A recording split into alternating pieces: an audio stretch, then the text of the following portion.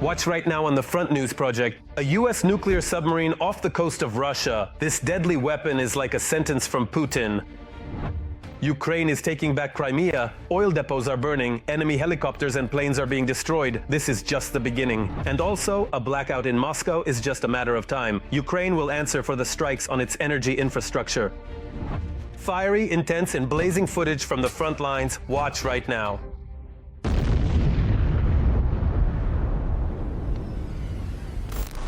Greetings, this is Vladimir Timoshenko with you, and we're starting right away with the main topic.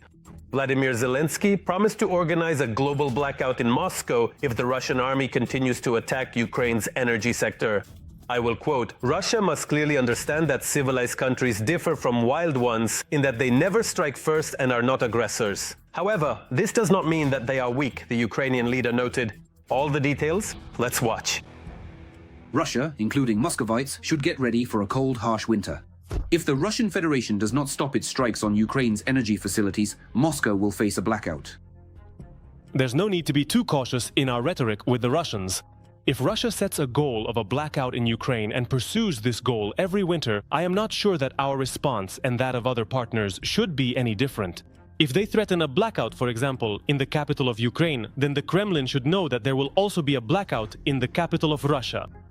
The Ukrainian defense industry and our own production of drones and missiles are the best arguments in any negotiations with Putin. The Kremlin only understands the language of force. If any attempts to attack the Kremlin are indeed made, how exactly will we perceive that particular situation? In fact, our Supreme Commander-in-Chief, the President, has already spoken on this topic. So it's better not to even talk about it. And everyone understands that. For the first time since the beginning of the war, on the eve of winter, Ukraine, thanks to its own production and supplies from allies, has achieved parity in long-range capabilities with the occupiers. Taking into account the climatic features of the Russian Federation and the technical and tactical characteristics of the Ukrainian side's strike capabilities, the Russian Federation is facing a harsh winter, both literally and figuratively. First and foremost, this concerns thermal power plants and other production facilities that support the vital functions of major Russian cities. To carry out strikes on regions and cities bordering Ukraine, Kyiv has a wide range of Western missiles at its disposal. After the recent statement by the Ukrainian president about his conversation with Trump, during which the issue of striking energy facilities in the Russian Federation was raised as a retaliatory measure by Ukraine in response to hostile actions by the Russian side, the corresponding approval was received. Therefore, we can say that the gardens in the Rostov, Kursk, Belgorod and Bryansk regions are not within the strike zone of Western weapons. This has been emphasized once again, such as the Scalp, Storm Shadow, or the modernized version of the S-200 missile system. The systematic destruction of Russian oil refineries by Ukrainian drones shows that Russian air defense is incapable of protecting critical infrastructure facilities. In several districts of the Belgorod region, only A100 gasoline and diesel fuel are available at gas stations. Subscribers are also reporting problems with fuel in the Nizhny Novgorod and Samara regions. It would be pretty epic if in the fourth year of the war we still can't take out their energy infrastructure, but they managed to take out ours. If, for strikes on the Russian border regions, Ukraine can use Western missiles and its own drones. For Moscow and other remote cities of Russia, the threat comes from Ukrainian Flamingo drones with a range of up to 3,000 kilometers and a 1,000-kilogram warhead. Usually the warhead of a modern cruise missile is 450, but at most 500 kilograms. As a rule, almost all missiles have a 450-kilogram warhead. What does a 1-ton warhead provide? If such a missile hits a target, for example, an industrial facility, 2 of these missiles will completely disable it for at least a year. That is, there will be a single crater about 20 meters in diameter. A mirror response will definitely come. If the Russian leadership tries once again to cut off electricity and heat to Ukrainians, it will condemn millions of Russians to experience all the hardships of blackouts themselves. And now, something truly frightening. In recent days, as a result of an attack by the occupying army on September 30th, a man named Yaroslav was killed. He had gotten married just a week and a half earlier. Russian war criminals deliberately struck the city center with Shahed drones, where naturally there were a lot of people. As a result, more than 30 people were injured. KTSN correspondent Olga Pavlovska visited the scene of the bloody events. She barely had time to change her documents before she became a widow. The wife of the deceased Yaroslav shared her story on social media. They got married just a week and a half ago, and she posted a video of their wedding celebration. He was at work when the Russians attacked the center of Dnipro with drones.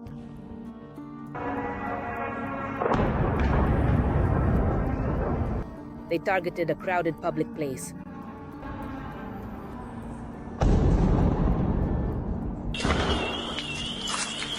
Massive fires broke out. In total, more than 30 people were injured. Among them were pedestrians who were simply going about their business.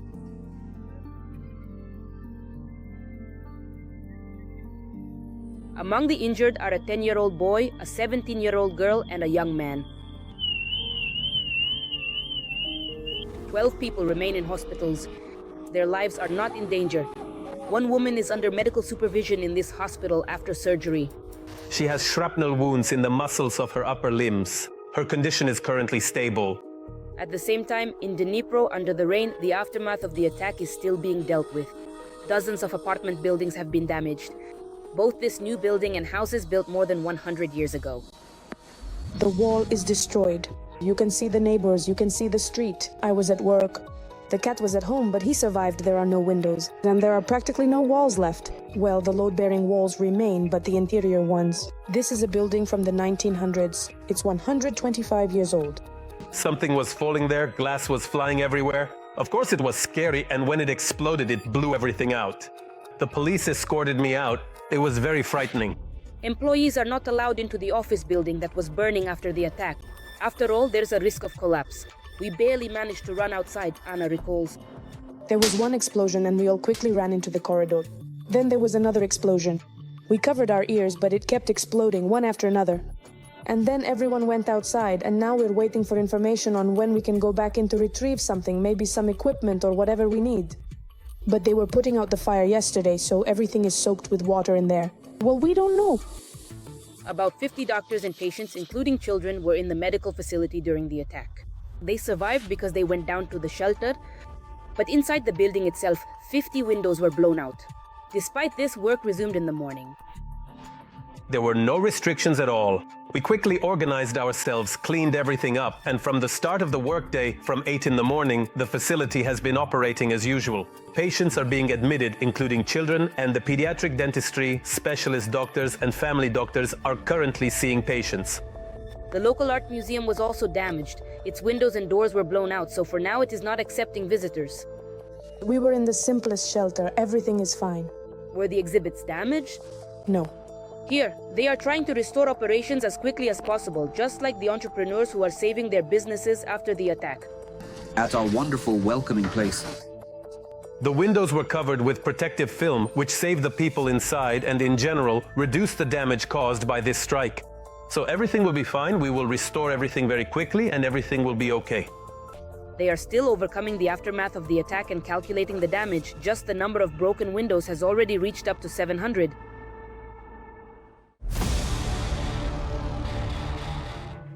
And now it's time to analyze the operational situation on the blazing Pokrovsk front, where the Russian world continues to destroy, kill, and maim.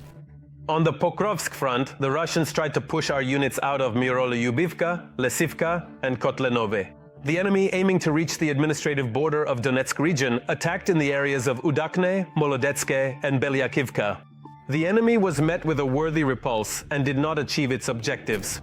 Meanwhile, Ukraine is preparing to liberate Crimea from the Russian occupiers. Active preparations are currently underway. On the peninsula, enemy air defense systems and other elements of the occupiers' military infrastructure are being destroyed. Meanwhile, former British Defense Minister Ben Wallace suggests, quote, to knock the life out of Crimea. According to the ex-minister, this would deal a blow to Putin's ego. How close is Ukraine to taking such a step, considering the recent strikes on military targets in the temporarily occupied peninsula and the fuel crisis there? That is exactly what our next report is about. Ukraine may attack Crimea. This bold statement was made by Sky News analyst Michael Clark. And we're not talking about the usual strikes that the defense forces carry out almost every day, but about something on a much larger scale. According to Clark, Ukraine could launch an airstrike or a naval landing operation against Russian positions in Crimea. and in his opinion, this will happen before winter. Ukrainians love to deliver surprises. They know that this affects not only Russia on the front lines, but also the West's perception of how things are going in Ukraine. The Sky News analyst also believes that given Ukraine's long-range strike capabilities, an attack on the Kerch Bridge cannot be ruled out. You can effectively create a significant gap in the air defense shield, and then you'll certainly want to put something crucial through it to hit something even more valuable and important. Ukraine has attacked the Kerch Bridge 3 times. In 2022, a truck loaded with the equivalent of several dozen tons of explosives was used to strike the crossing. In 2023, the bridge was attacked by combat naval drones, and in 2025, the SBU blew up the Kerch Bridge underwater. Explosives were planted near the key supports. And while the analyst's suggestion of a 4th attack seems encouraging, official Kyiv is not thrilled about it. Of course, there's no need to write about this today. These are somewhat different stages of the war, and in general, there's no need to announce intentions in a war that's been going on for almost 4 years. Russia is still investing significant resources in countering Ukraine. We see everything they are doing. I will not comment on offensive operations. That's not entirely appropriate. Experts and the military are also against such loud statements. There is indeed work being done in Crimea. Demilitarization is in full swing. But that's all? What do you need to know? This is the personal opinion of a private individual who has no connection to the actual state of affairs. The only way to assess such a publication is to emphasize that Crimea is a temporarily occupied Ukrainian peninsula. It has not only remained on the agenda for our country's defense forces, but is now under active development, and currently there is an active phase of demilitarization of temporarily occupied Crimea underway. All these so-called analytical calculations and forecasts have nothing to do with the actual realities taking place. The reality right now is that the defense forces structures, in particular the main directorates of Ukraine, the security service of Ukraine, the naval forces of the armed forces of Ukraine, and other related agencies are carrying out the appropriate work. This work consists of ongoing targeted operations to destroy Russian radar systems, air defense installations, aircraft, and so on. Ukrainians can see all of this happening almost every day, and this systematic destruction of Russian weaponry is not happening by chance, as confirmed by the spokesperson for the naval forces, Dmytro Pletenchuk. This is exactly where it all begins. If you want to impact the enemy on their territory or on your own territory that the enemy has occupied, the first thing you need to do is eliminate all obstacles. This will allow you to gain air superiority, which in turn means superiority on the ground. To achieve this, you need to eliminate the enemy's countermeasures. In other words, destroy their air defense systems. That's why it's the top priority target, and every other action starts from there. But what exactly the next action will be, there's no need to know that.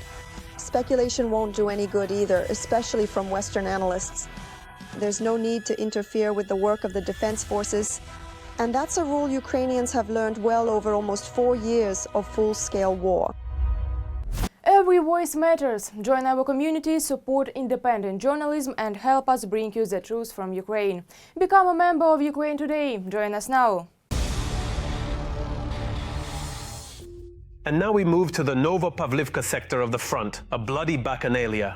The enemy's army continues its actions here as well. In the Novopavlivka direction, the aggressors have concentrated their offensive efforts in the areas of Filia, Zelenihai, Tolstoye, Voronovo, Sosnovka, Alexeyevka, Vadikolaevka, Podobnoye, Novosilievskoye, and Kamishevaha. Fierce battles continue. The enemy disregards its losses and is trying to advance. Another extremely important and highly dangerous issue: the Zaporizhzhia nuclear power plant has plunged into a blackout, which could lead to a major accident. And at the Chernobyl nuclear power plant, due to the actions of the Russian occupiers who sent drones there, the arch that protects the 4th destroyed reactor was left without power. The details of this horror, caused by Russia's criminal actions. Watch right now. The Ministry of Energy of Ukraine does not rule out the possibility of a nuclear and radiation accident at the Zaporizhzhia nuclear power plant, which is located in the Russian-occupied Enerhodar. The ministry stated this in response to a request from the Radio Liberty project. The ZNPP is the largest nuclear facility in Europe and the 3rd largest in the world in terms of total capacity. Before the full-scale Russian invasion, the ZNPP was supplied by 10 overhead power lines. Due to shelling by the occupiers, by 2025, only 2 of them remained operational. One of them stopped working at the beginning of May. And on September 23rd, the last one connecting the plant to the Ukrainian power grid was disconnected. As a result, the Zaporizhzhia nuclear power plant is now operating on backup diesel generators. The authorities call this mode of operation unprecedented since the plant's design did not provide for the long-term functioning of safety systems solely on diesel generators. Accordingly, there is no reliable data on the guaranteed duration of their uninterrupted operation or on their reliability indicators under such a load. The situation is further complicated by the gradual degradation of equipment, as well as the inability to carry out necessary scheduled maintenance and regulatory work. This significantly increases the risk of diesel generator failure and consequently creates a threat of shutdown of the nuclear fuel cooling systems and disconnection of critically important safety systems, which could lead to a nuclear and radiological accident. Earlier, President Zelensky also spoke about the unprecedented danger looming not only over Ukraine. The plant was not designed for this and has never operated in such a mode for so long, and we already have information that one of the generators has broken down. It is the Russians, through their shelling, who are preventing the repair of the power lines and the restoration of basic safety. This is a threat to everyone. No tourist in the world has ever dared to do to a nuclear power plant what Russia is doing now. And it is right that the world should not remain silent.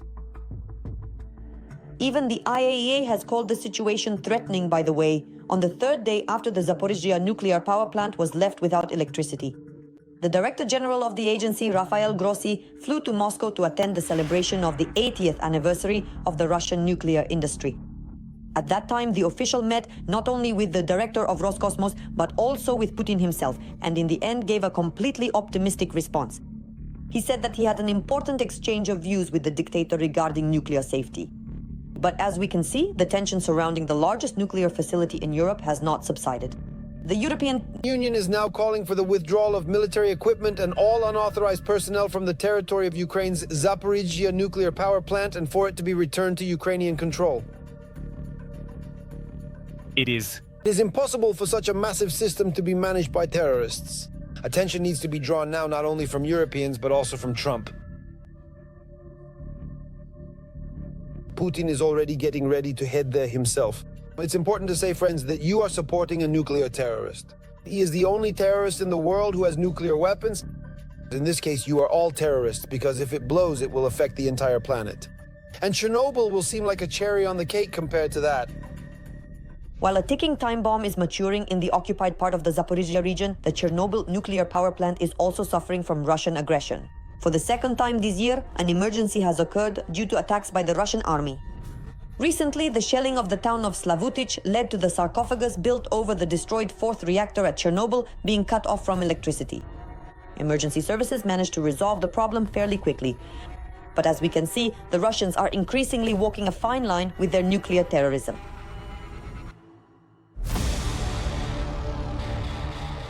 And now, let's analyze the current situation on the Kupiansk and Lyman fronts. Putin's army and its allies are acting true to form.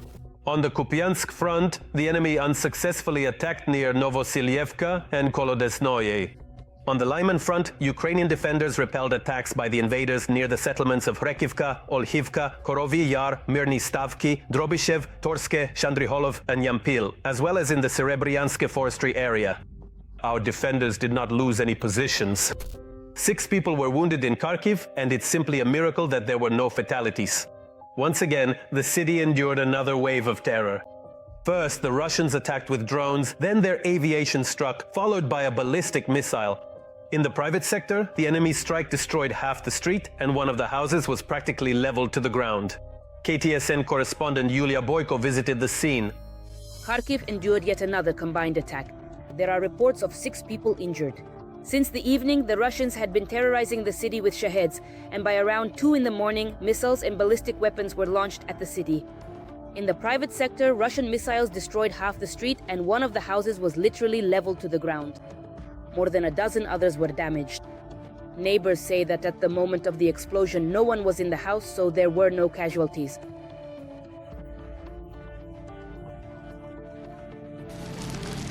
It was intense. It was scary.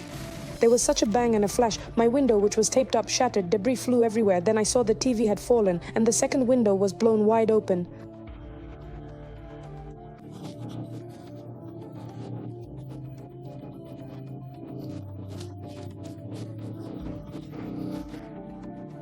At that moment, At the same time, a fire broke out in a garage cooperative in the Saltivsky district due to the strike, and at the Barabashova market, the fire had already spread to about 3,000 square meters.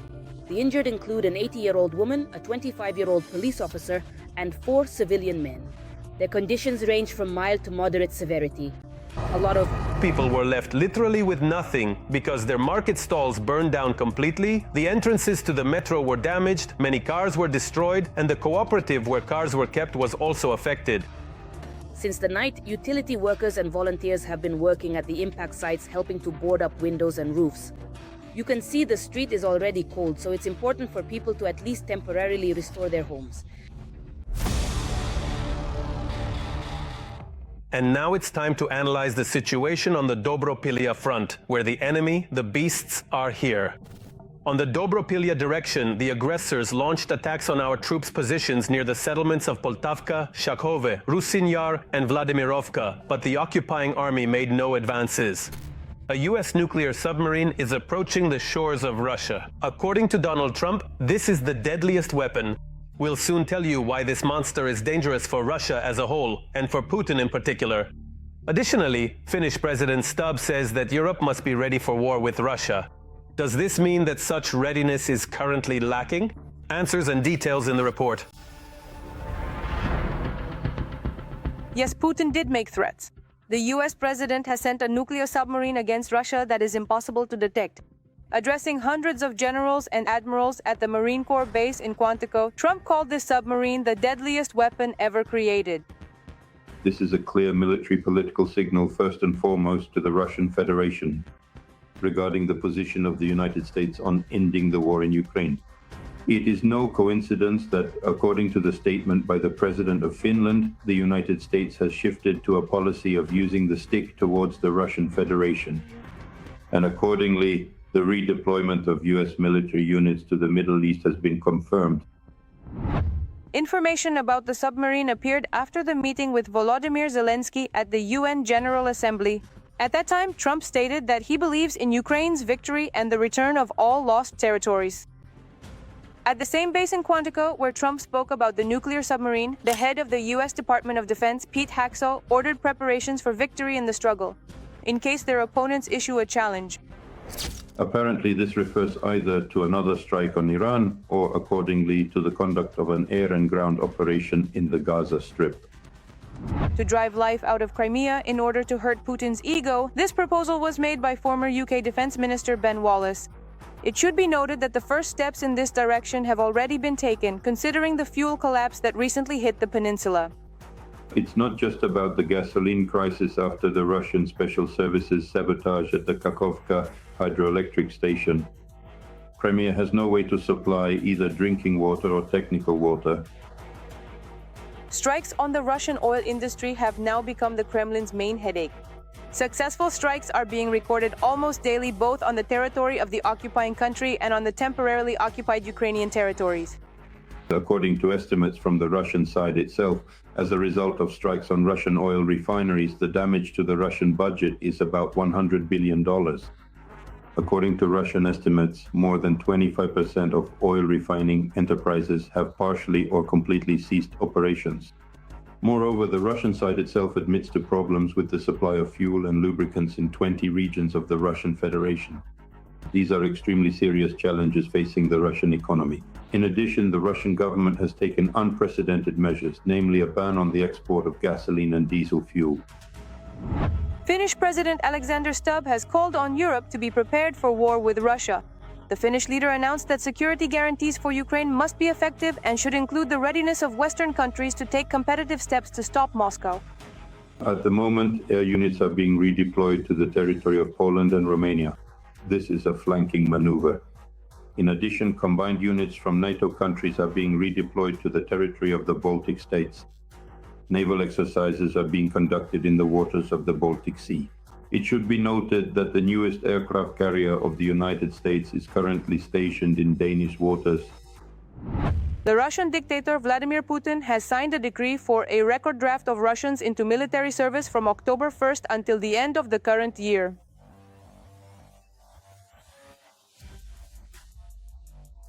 At present, according to estimates by Ukrainian intelligence and accordingly Western intelligence agencies, the losses of the Russian occupiers exceed 1,100,000.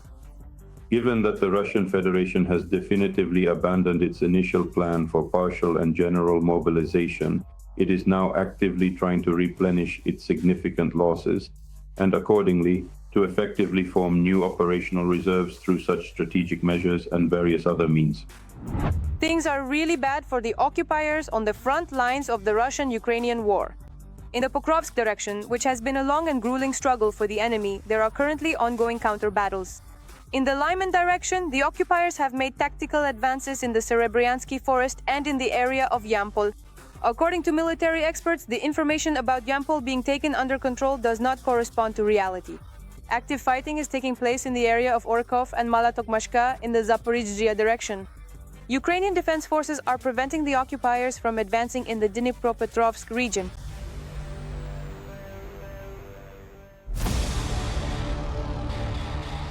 That's all for today, but very soon. On the Front News program, you'll find new, unique materials from our journalists and from the hottest spots of the war, collected so that you know the truth. This was Vladimir Timoshenko with you. Take care of yourself and your loved ones. Take care of yourself and your loved ones.